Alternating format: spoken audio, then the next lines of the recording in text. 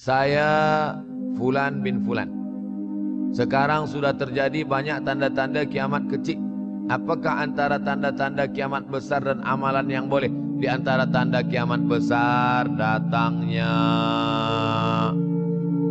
Al-Mahdi, datangnya Al-Masih Dajjal, turunnya Isa Al-Masih, keluarnya binatang yang berbicara kepada manusia, terbitnya matahari dari barat. Tanda-tanda besar.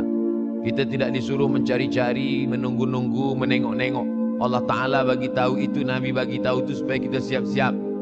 Kalau kita dibagi tahu kamu akan mati, Abdul Somad kamu akan mati, bukan saya nak cari-cari bila saya mati. Lalu kemudian saya datang ke dokter, dokter tolong cek jantung saya kira-kira tahun berapa saya mati. Bukan. Bila kita dibagi tahu kamu akan mati, maka yang perlu kita siapkan adalah bekal untuk mati. Begitu juga dengan kiamat ini. Dunia akan kiamat. Bukan kita cari tahu bila kiamat akan terjadi, tapi maknanya kita siapkan bahwa rumah kita yang besar akan hancur, bahwa kereta kita yang cantik akan hancur, bahwa kita pun akan hancur dimakan cacing tanah. Maka siapkanlah bekal untuk menghadap hari kiamat. Itu maknanya. Yas'alunaka 'anis sa'ati ayyana mursaha. Mereka bertanya kepadamu bila hari kiamat. Qul la ya'lamuha illahu. Yang tahu hanya Allah sahaja. Manakala Nabi sedang sampaikan tazkirah, ada seorang bertanya, "Ya Rasulullah, mata sa'ah? Bila terjadi hari kiamat?" Nabi tak ada jawab. Nabi tanya balik, "Ma'adatalaha?" Nabi tak jawab. "Ma'adatalaha?" Apa yang kamu siapkan untuk menyambut hari kiamat itu? Apa jawab dia? "Hubbullah wa rasul. Hubbullahi wa rasulih." Aku cinta kepada Allah dan Rasulullah. Kata Nabi SAW, cintamu kepada Allah dan Rasulullah SAW sudah menyelamatkanmu. Maka yang perlu dari pertanyaan jamaah kepada Nabi itu menunjukkan apa yang sudah kita siapkan untuk menghadapi hari kiamat. Apa doa untuk lembutkan hati seorang lelaki yang kita sayangi? Salat sunat hajat. Usolli sunnatal hajat. Hajatnya apa? Dalam hati. Jangan cakapkan di situ. Usolli sunnatal hajat, nak lembutkan hati si fulan. Sembayangnya di masjid pula. Dengar kawan sebelah. Siapa kata dia? Dalam hati. Allahu Akbar. Selepas itu di sujud terakhir, aqrabu ma yakunul 'abdu min rabbih wa huwa sajid. Seorang hamba paling dekat dengan Allah manakala dia bersujud. Di sujud terakhir itulah doa. Ya Allah, lembutkanlah hati si fulan. Ya muqallibal qulub. Bolehkah kita berdoa menyebut nama? Boleh. Ada hadis Nabi doa menyebut nama? Ada. Allahumma a'izzal Islam bi Umarain. Ya Allah, kuatkan Islam ini dengan dua Umar, Umar bin Khattab dan Umar bin Hisham. Boleh. Nabi ada menyebut nama. Oleh sebab itu maka doa. Pertama dengan solat hajat. Yang kedua dengan membaca Yasin. Kata Imam Ibn Katsir, la tuqra'u fi amrin asirin illa yassarahullah. Kalau dibacakan pada perkara yang susah, maka Allah mudahkan. Yasin dibacakan pada perkara yang susah, Allah mudahkan. Ada orang yang susah mati, dibacakan Yasin, cepat dia mati. Yassarahullah, dimudahkan Allah Subhanahu wa taala. Maka dibacakan dia. Selepas membaca surah Yasin itu, membaca doa, Allahumma inni as'aluka bihaqqi Yasin. Aku memohon kepada engkau dengan kemuliaan surat Yasin ini, tunaikanlah hajatku. Sebutkan apa hajat. Last.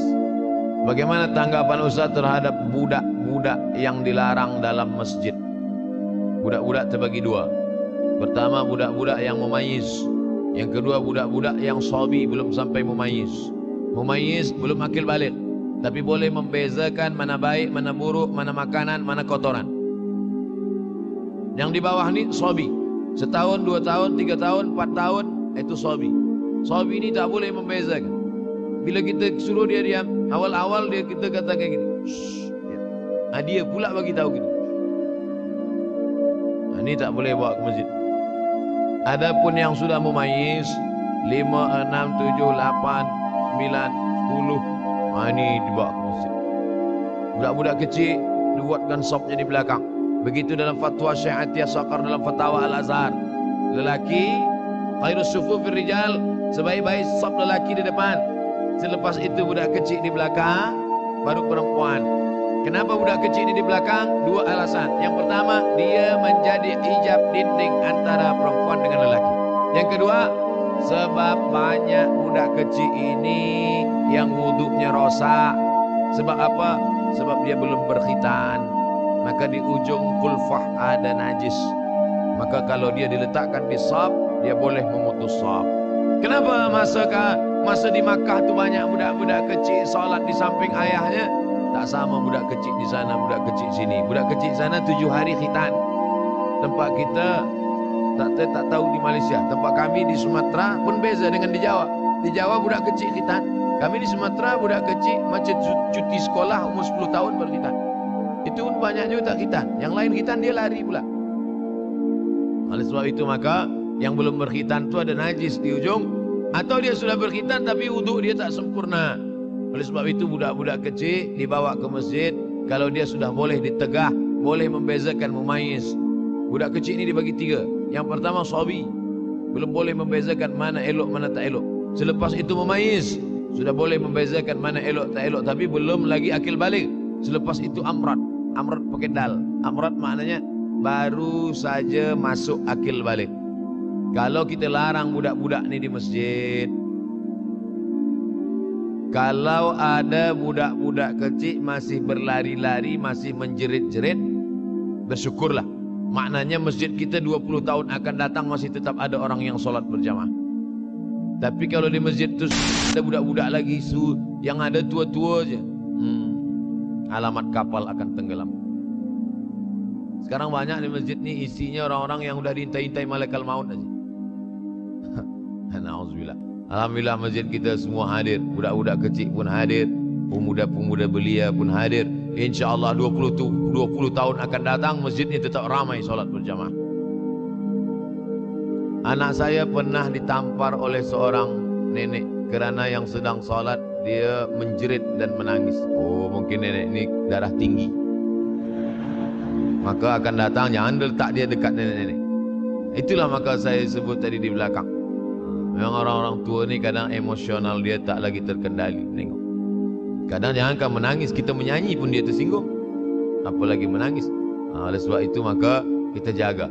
Ada setengah orang tua memang tak suka menengok budak kecil. Ini budak ni pergi balik. Kalau tak aku mati dia sipak kata dia. Alhamdulillah. Jadi manusia ini kalau sudah 7 ke bawah, 71 ke atas, memang macam-macam akhlak, akal dia sudah dicabut oleh Allah. Mudah-mudahan yang kita inginkan. Makanya ada doa supaya jangan sampai an yuradda ila ardhalil umuri. Jangan sampai aku disampaikan pada usia yang hina. Ada manusia ini usianya hina. Sebab apa usia hina? Wa man nu'ammirhu nunakkishu fil khalqi. Siapa yang kami panjangkan umurnya, kami kurangkan kejadiannya. Sudah sampai pada umur itu berkurang kejadian. Kaki berkurang, mata berkurang, telinga berkurang, dan paling mengkhawatirkan adalah akal pun berkurang. Inilah termasuk akal berkurang. Dia tanpa budak kecil itu sebenarnya umur dia sudah hampir-hampir sama macam budak kecil itu. Mudah-mudahan kita diselamatkan daripada usia yang hina ini insyaallah. Di akhir majlis mari kita berdoa kepada Allah supaya kita istiqamah hingga akhir zaman, akhir hayat. Ala hazihi niyah al-Fatihah. A'udzubillahi minasyaitonir rajim. Bismillahirrahmanirrahim.